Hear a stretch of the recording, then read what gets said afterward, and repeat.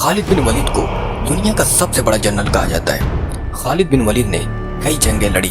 Battle of Yarmouk, battle of बोसाका, siege of Damascus. Other side Napoleon, Alexander the Great, the Julius Caesar. इन्होंने जिंदगी में कभी ना कभी कोई जंग हारी है, लेकिन खालिद बिन वलीद ने इतनी सारी जंगें लड़ी, लेकिन इनमें से एक भी जंग इन्होंने नहीं हारी। Then he got a title undefeated commander Khalid bin Walid. इनकी लड़ने की स्ट्रेटेजी से हर कोई बहुत ज्यादा इम्प्रेस था। इवन दिस टाइम दुनिया की सबसे बड़ी यूनिवर्सिटी ऑक्सफोर्ड, इस यूनिवर्सिटी में उनके स्ट्रेटेजी के बारे में पढ़ाया जाता है। आप सल्लल्लाहु अलैहि वसल्लम की वफात के बाद पहला खलीफा हजरत अबू बकर रज़ियल्लाहु बनते हैं, तो हजरत अबू बकर रज़ियल्लाहु के हुक्म से हजरत खालिद बिन वलीद और 18,000 मुसलमानों के साथ 40,000 पर्शियन फौज को बहुत ही आसानी से खत्म कर देते हैं। इस जीत के बाद मुसलमान अरब से बाहर निकलकर एक ग्लोबल पावर की तरफ बढ़ने लगे। लेकिन उस वक्त दुनिया की एक और super power umpire, Roman umpire, ये दुनिया की सबसे बड़ी अंपायर थे। अगला मंथ जो आने वाला है जुलाई, जुलाई को जुलाई क्यों कहते हैं? तो जुलाई को जुलाई रोमन अंपायर के पहले बादशाह जूलियस सीजर की वजह से, और जुलाई से नेक्स्ट मंथ अगला महीना अगस्त, इसको भी अगस्त क्यों कहते हैं? ये भी इस रोमन अंपायर के दूसरे बादशाह अगस्टस की वजह से ये इनके नाम पर रखा गया है। इवन कि ये सारे प्लेनेट जुपिटर, मार्स, ये सारे इन्हीं रोमन अंपायर के देवताओं के नाम है। Let's begin. जब खालिद बिन वलीद ने पर्शियन अंपायर के इंपॉर्टेंट हिस्से को तबाह कर दिया और कई इलाकों पर कब्जा कर लिया, पर्शियन अंपायर पर हमला करने से पहले हजरत अबू बकर रज़ियल्लाहु ने खालिद बिन वलीद को वही हिदायत की थी जो हमेशा रसूलुल्लाह सल्लल्लाहु अलैहि वसल्लम किया करते थे, किसी बच्चे, बूढ़े और औरत को नहीं मारना और ना ही किसी दरख्तों को काटना। हजरत Khalid bin Waleed Persian umpire के इन सारे इलाके को फतह करने के बाद इन इलाके की सारी प्रॉपर्टीज को वहाँ की आवाम को वापस कर दिए और इंसाफ का एक जबरदस्त निज़ाम कायम किया और सूद का निज़ाम खत्म कर दिया। जब पर्शियन अंपायर में हालात थोड़ा कंट्रोल हुए तो हजरत अबू बकर रज़ियल्लाहु ने सहाबा किराम की एक जबरदस्त मीटिंग बुलाई, जिसमें हजरत उमर रज़ियल्लाहु, हजरत अली रज़ियल्लाहु, हजरत उस्मान रज़ियल्लाहु जैसे बड़े बड़े सहाबा किराम मौजूद थे। तो ये मीटिंग पर्शियन अंपायर के बारे में नहीं बल्कि रोमन अंपायर के बारे में थी।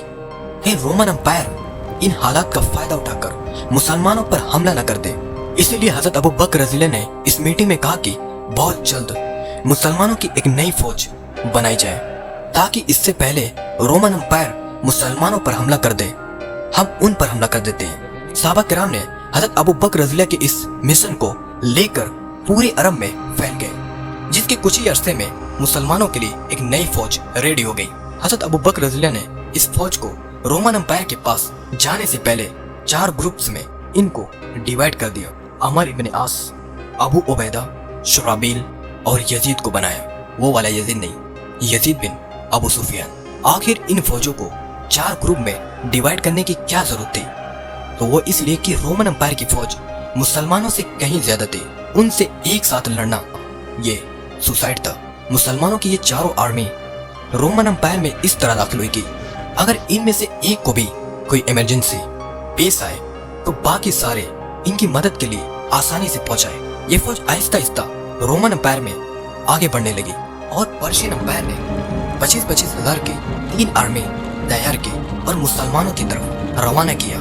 एक साथ हराना इन तीनों आर्मीज को इम्पॉसिबल है। तो खालिद बिन वलीद ने अपने जनरल्स की एक मीटिंग बुलाई और कहा कि पर्शियन की इन तीनों फौजों को एक साथ हराना इम्पॉसिबल है। अगर मुसलमान इनकी तरफ जैसे ही आगे बढ़ेंगे, ये सारी फौजें एक साथ मिलकर एक बहुत बड़ी फौज बनाकर हम मुसलमानों को आसानी से खत्म कर देंगे। खालिद बिन वलीद और उनके जनरल्स ने अपने जासूसों की मदद से ये कैलकुलेट करना शुरू कर दिया। आज से 2 हफ्ता बाद ये तीनों फौजें किस जगह पर होंगी। तो फिर खालिद बिन वलीद ने अपनी आर्मीज को 3 ग्रुप में डिवाइड किया, जिसमें से एक ग्रुप को अपने पास रखा और दूसरे ग्रुप को काका बिन उमर के पास और तीसरे को अबू लैला के पास। इन तीनों जनरल्स के पास 5,000 मुसलमानों की फौज थे। तो खालिद बिन वलीद ने दोनों जनरल्स को ये ऑर्डर दिया कि आज से 2 हफ्ता बाद तीनों फौजें एग्जैक्टली इसी टाइम पर, इसी जगह पर, इसी इलाके में मिलेंगे और फिर एक साथ तीनों साइड से हमला करेंगे। फिर टाइम और जगह फिक्स करने के बाद ये तीनों फौजें इराक के मेन रास्ते को छोड़कर जुलाई के महीने में इराक के गर्म डेजर्ट की तरफ गईं और हर एक की नजर से गायब हो गई। अगले 2 हफ्ते तक किसी को मालूम नहीं कि मुसलमानों की ये फौज कहाँ गई। अचानक 2 हफ्ते बाद उसी रात एग्जैक्टली उसी टाइम पर और उसी लोकेशन पर खालिद बिन वलीद अपनी 5000 फौज के साथ उन्होंने एक छोटी सी आग जलाकर सामने वाले पहाड़ की तरफ इशारा किया और दुआ की कि काश वो फौजें भी एग्जैक्टली इसी टाइम पर पहुंच जाए, क्योंकि अब यहाँ से वापस जाना इम्पॉसिबल है। और कुछ ही देर बाद काका बिन उमर की दूसरी फौज भी आ गई और उसने आग जलाई और इसी तरह तीसरी फौज भी आ गई और उसने आग जलाकर इशारा किया। This was a miracle. ये मुमकिन कैसे हो सकता उस टाइम? तीनों फौजें आ गई तो खालिद बिन वलीद ने हमले का हुक्म दिया और मुसलमानों की फौज ने पर्शियन एम्पायर पर तीनों तरफ से हमला कर दिया और हजारों को खत्म कर दिया। इस तरह मुसलमानों ने पर्शियन एम्पायर के 3 ग्रुप में से एक ग्रुप को खत्म कर दिया।